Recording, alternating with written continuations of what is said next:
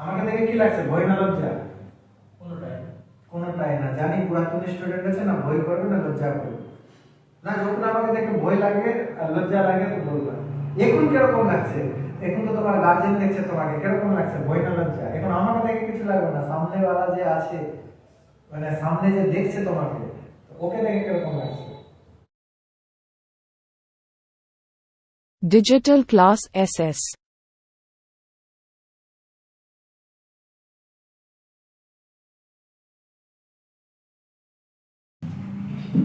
Class 11 তারিখ কত?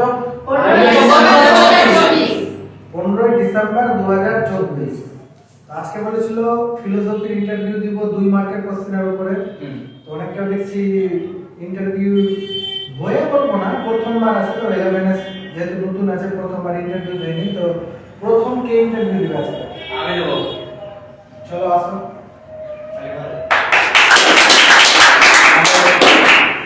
হাততালিটা কি জন্য পড়ছে? কারণ 11 এ কোনোদিনও ইন্টারভিউ হয়নি, ক্লাস 10 এ আমাদের 1:1 শো যেটাকে আমরা বলি ইন্টারভিউ হয়েছে, আর তোমার ইন্টারভিউ প্রথম হচ্ছে। মানে তুমি দিয়ে তুই দিয়ে হিন্দিতেও কথা বলতে পারবে, ইন্টারভিউ একটা রুলস বুঝতে পারলাম। ক্লিয়ার? আমার কথা বলার কোনো রাজ না এখন আপাতত, ঠিক আছে? তো তোমার পেজ নাম্বার বলো, তুমি ভর্তি হয়ে গেছো? হ্যাঁ। তুমি ফিলোসফিতে যেটা ডিজিটাল ক্লাস করেছিলাম করে নিয়েছো? করে নিয়েছি। লাইভ ক্লাস করে নিয়েছো? হ্যাঁ। ঠিক আছে। বাড়িতে পড়েছিলাম নিজের রুমে না? নিজের রুমে পড়েছি। অবশ্যই। ডিজিটাল ক্লাস সাহায্য করেছিল? করেছিল কতটা? 99%। 99% ই সাহায্য করে দিয়েছিল? 5%? আচ্ছা ঠিক আছে, তো সাহায্য করারই জিনিস আছে ডিজিটাল ক্লাসেস। তো আজকে যেটা ইন্টারভিউ নিচ্ছি, যেহেতু প্রথমবার আছে, তো আজকে তোমাদের জন্য অনেক কিছু ছাড়। তুমি পড়া পারো না পারো কোনো যায় আসে না, চেষ্টা করবে সঠিক উত্তর বলার, ঠিক আছে? আর আমি কোশ্চেন তো চাঁদের বাইরে থেকে ধরবো না, তো 2 মার্কেরই ছিল, আমি 1 মার্কেও ধরতে পারি। তো আমি শুরু করছি, ঠিক আছে? তুমি বলো যে কোন সাবজেক্টের উপর তুমি ইন্টারভিউ দিচ্ছ? ফিলোসফি। ফিলোসফিকে বাংলায় কি বলে? দর্শন। দর্শন। আচ্ছা তোমার পেজ নাম্বার বলবা তো এখানকার? 101। 101 ডিজিটাল ক্লাসের পেজ নাম্বার তোমার হলো 101।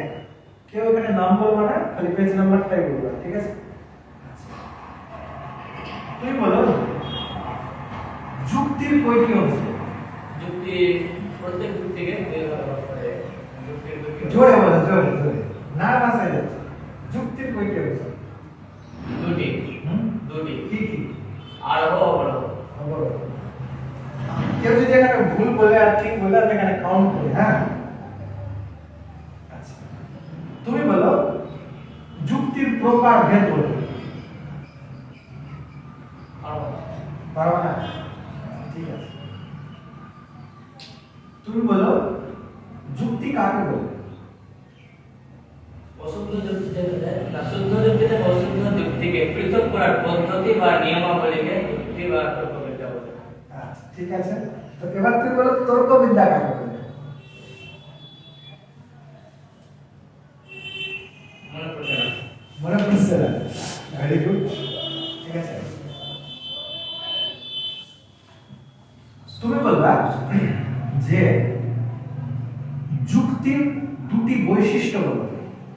যুক্তির দুটি বৈশিষ্ট্য। যুক্তি এক বা একাধিক বচন দিয়ে তৈরি হয়, আর প্রত্যেক যুক্তির দুটি অংশ থাকে, আর হেতু বাক্য আর সিদ্ধান্ত। ঠিক আছে।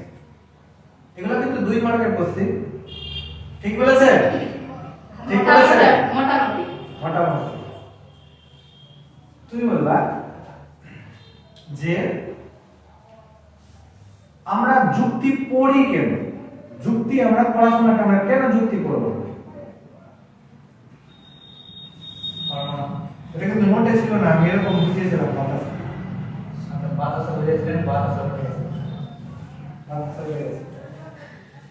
আমরা যে দর্শন সাবজেক্টটা পড়ি, তুমি বলো যে আমরা দর্শন সাবজেক্টটা কেন পড়ি? ফিলোসফি পড়ার অর্থ কি হবে? ওটা পড়ে আমাদের লাভ কি?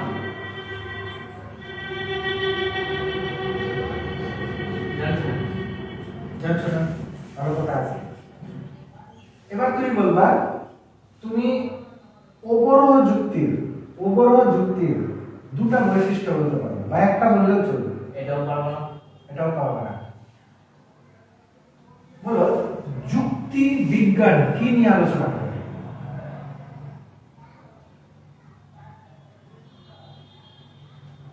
যুক্তি বিজ্ঞান কি নিয়ে আলোচনা করে? যুক্তি বিজ্ঞান কি নিয়ে আলোচনা করে? আমি কোশ্চেন গুলা ঠিক ধরছি তো? হ্যাঁ। আমি কিন্তু হাতের নোটটা নেইনি, আমি কিন্তু কোশ্চেন ব্রেনেই আছে আমার। যুক্তি বিজ্ঞান কি নিয়ে আলোচনা করে? এটা কিন্তু ছিল কোশ্চেন, ছিল হ্যাঁ ছিল। কি নিয়ে আলোচনা করে?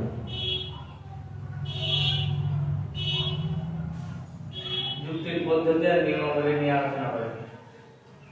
সরকারে বলা এটা আর চলবে, একটু চলবে, এটা একটু চলবে। যুক্তি বিজ্ঞানের আলোচ্য বিষয় কি? তর্ক বা বিদ্যা। চলবে, এটা চলবে, ঠিক আছে। কিন্তু এটা 2 মার্কের হলো না, এটা শর্টে হয়ে গেল। 2 মার্কের হলো না, 1 মার্কের হলো। জানছি। জানছো তো, মানে একটু ঘাটে যাচ্ছে প্রথমবার না, কি করবো বলো। তো এবার প্রশ্ন হচ্ছে, তুমি বলো যুক্তির অবয়ব বলতে কি বোঝো?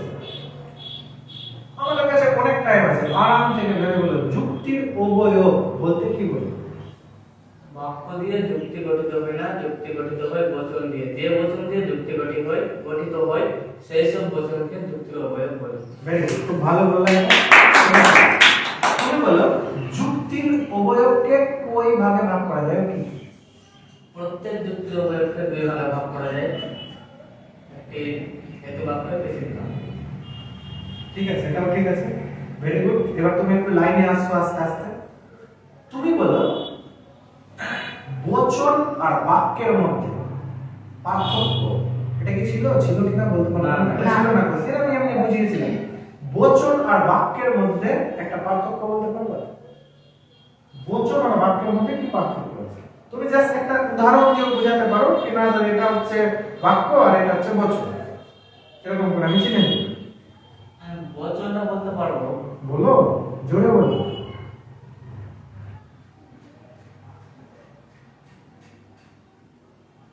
ঠিক উদাহরণ দিতে পারবো না। ঠিক উদাহরণ, ভুল উদাহরণ দাও। তুমি পারবে না বলেই না পড়তে আসছো, পেরেই নিলে তো কেন পড়তে আসছো? ঠিক বলছি না? পরীক্ষা তো তোমার এখানে নাই, পরীক্ষা তো তোমার স্কুলে হবে। পরীক্ষা ঠিক বলছি না? বলো, চেষ্টা করো, আমাদের কাছে প্রচুর সময় আছে। আমরা যে যুক্তি করে যুক্তিতে যেসব লাইন থাকে ওই বচন বলে বলে। না, এটা হলো না, এটা হলো না। এবার তোমার থেকে পড়ে যে ইন্টারভিউ দিতে আসবে ও কিন্তু সাজিয়ে নিল কি বলবে। হ্যাঁ, ঠিক আছে, ঠিক আছে। এবার বলো আমাকে যে তর্কবিদ্যাকে কি আদর্শনিষ্ঠ বিজ্ঞান বলা যায়? যাই। হ্যাঁ কি না? ঠিক, হ্যাঁ, ভালো করে বলো। ভালো করেই বলছি আমি। হ্যাঁ, ঠিক আছে, কিন্তু এটাতে এতে তোমাকে দেওয়া হবে না, এটা একই দেওয়া হবে, মানে এটা 1 মার্কের কোশ্চেন আসবে, 2 মার্কের হলো না। তুমি বলো এবার রাম হয় মরণশীল, আর না সরি, রাম হয় লেখক, ঠিক আছে, আর লেখক মানুষ হয় মরণশীল। রাম হয় মরণশীল, তো বলো এখানে সিদ্ধান্ত কোনটা, আর যুক্তি বাক্য কোনটা, হেতু বাক্য কোনটা?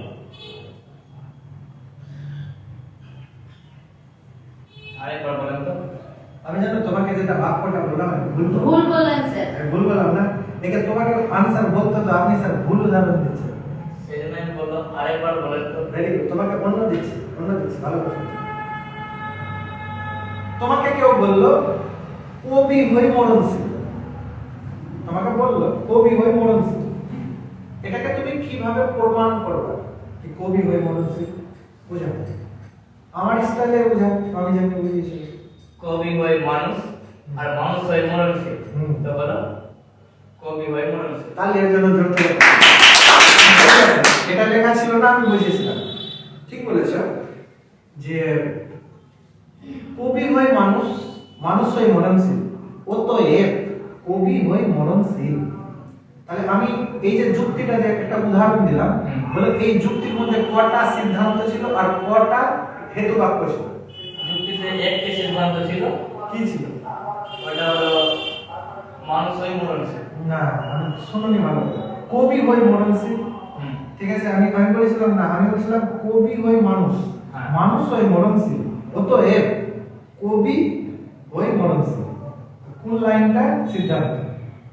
কবি হয়ে মরণশীল, এই লাইনে তো সিদ্ধান্ত। কেন, কেমনি চিনে নিলা তুমি এটা? কারণ মানে অতএব দেওয়া আছে। এটাই জানতে চাইছিলাম, অতএব দেওয়া আছে। তুমি বলো যুক্তি বাক্যতে হেতু বাক্য কটা থাকে? এক বা একাধিক। এক বা একাধিক? নিজের মনে বললাম হয়ে গেল? একটি সিদ্ধান্ত থাকবে আর যেটি থাকবে লিখে দেবো।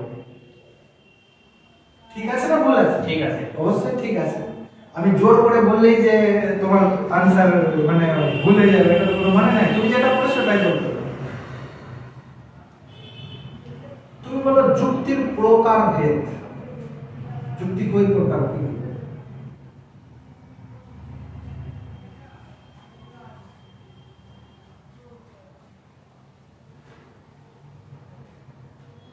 ঠিক মনে আসছে না। ঠিক করে আসছে না? বাহ, আমি জানতাম কি সব থেকে হালকা কোশ্চেন এটাই হবে। আচ্ছা ঠিক আছে। আর তুমি বলো যুক্তির কয়টি অংশ কি কি? এটা তো বললাম। কি? দুইটি অংশ, একটি অবলম্ব একটি আরোহ। আরো? ঠিক আছে। আচ্ছা ঠিক আছে, কোনো ব্যাপার নাই। ঠিক আছে, ওটা তুমি কনফিউজ হয়ে গেছো বা জিনিসটা ভালো করে বুঝতে পারোনি এখন। তুমি গিয়ে যখন দেখবা কিনা নিজের ইন্টারভিউটা, আর যখন উত্তরে দেখবা আবার মনে পড়ে যাবে। ঠিক বলছি না ভুল বলছি? তুমি বলো অবরোহ যুক্তিতে অবরোহ যুক্তির উদ্দেশ্য কি? অপশন আমি দিব না। যুক্তির উদ্দেশ্য তুমি পারবা? যুক্তির উদ্দেশ্য, যুক্তির উদ্দেশ্য কি? হ্যাঁ, যুক্তির উদ্দেশ্য পারবো। বলো। যুক্তি সিদ্ধান্ত আর নিয়মাবলী নিয়ে আলোচনা করে, এটাই হলো যুক্তির উদ্দেশ্য। আমি ওটা না, আমি মেন জায়গায় ধরাতে চাই। আমি এখন অপশন দিলে না বলে দেবো। ঠিক আছে, ওভারঅল যুক্তি দিয়ে কি করা হবে? এক বা একাধিক বাক্য। ওটা না, ওভারঅল যুক্তি দিয়ে কি করা হবে কোনো কিছু? আমি বলছি না উত্তর, কেন নিচে বসে আছে না, সব শুনে নেবে। ঠিক আছে, ওই জন্য আমি বলছি না। আমি বলতে পারবো কিন্তু আমি বলছি না। ঠিক আছে, এখন বলবো, আলোচনা করবো। তো আমি পারবো না এখন। এখন তো পারবো, ভালো কথা আছে। কোশ্চেন দেখে আর তোমাকে কিছু ধরার মতো আমার কাছে আছে কি কোশ্চেন? তুমি বলো যে ততক্ষণ আমাকে তুমি বলো যে তোমার এটা আছে, বলো তো অনুমান এটি কি ধরনের ক্রিয়া?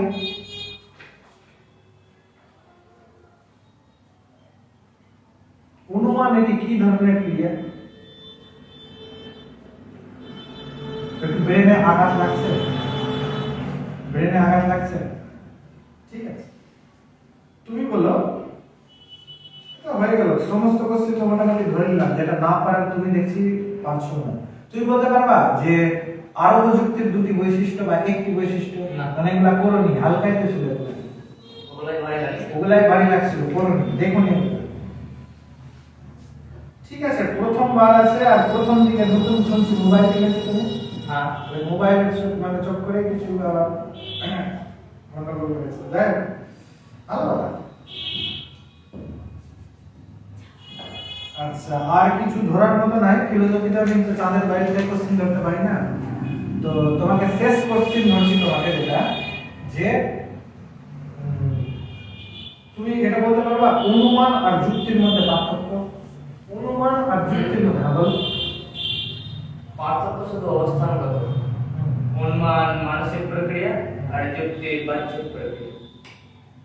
প্রক্রিয়া রূপ লেখা ছিল ওখানে, বইয়ের মধ্যে রূপ লেখা ছিল না? তো ধরা যাবে তোমাকে। তো তোমার টোটাল কোশ্চেন হচ্ছে ফিলোসফি থেকে। তুমি কোশ্চেনটা আমি মনে কি করেছি, তো এখানে আমি নোট ডাউন করে নি। তবুও তুমি পেরেছো 6টা বা 7টার মতো কোশ্চেন। আর তুমি অনেক ইজি কোশ্চেনই পারো। এটার জন্য হচ্ছে তুমি হয়তো রিভাইজ দাওনি, বা যেটা প্রথমে ডিজিটাল ক্লাস করেছিলাম প্রথম ধাপে তুমি করোনি, দ্বিতীয় ধাপে নতুন করে চেক করেছিলে, তারপরে তুমি একটু হিসাব করে দাও।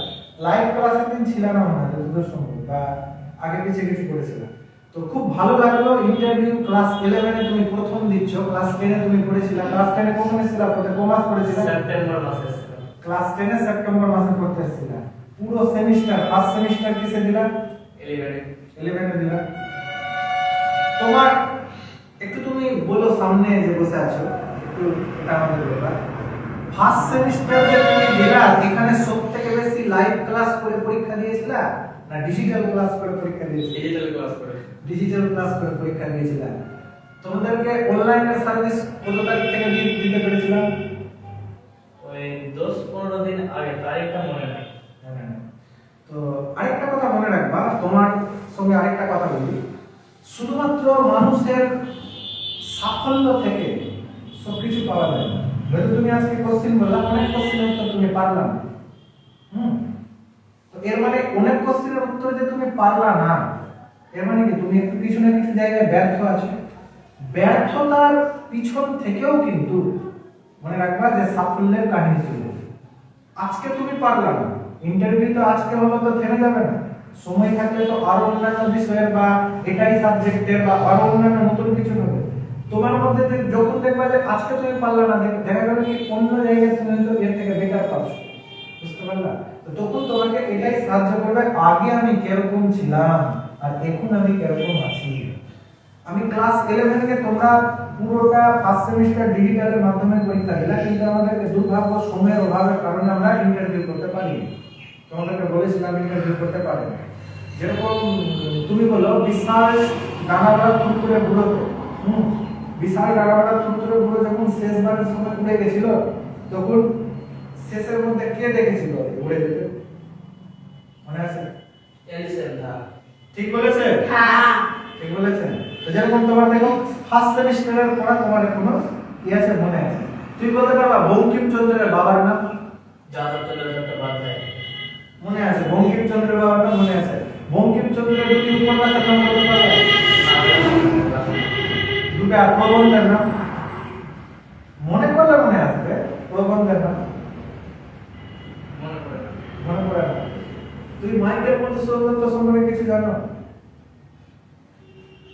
জেনে কিন্তু মনে নাই। মনে নাই? মাইকেল মধুসূদন দত্তর বন্ধু কে ছিল?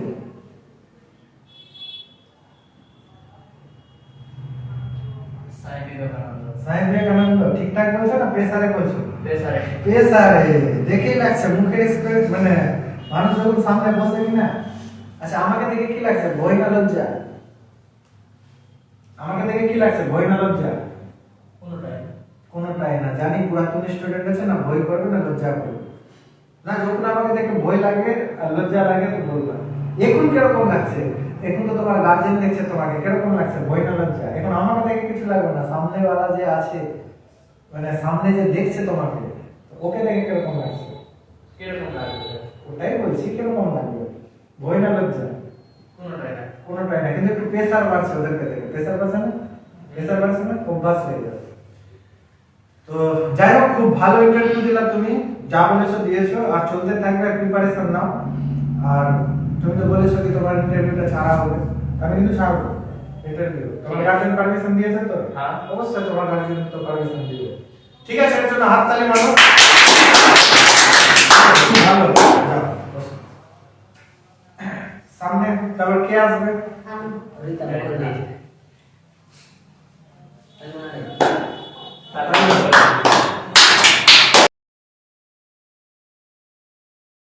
Digital Class SS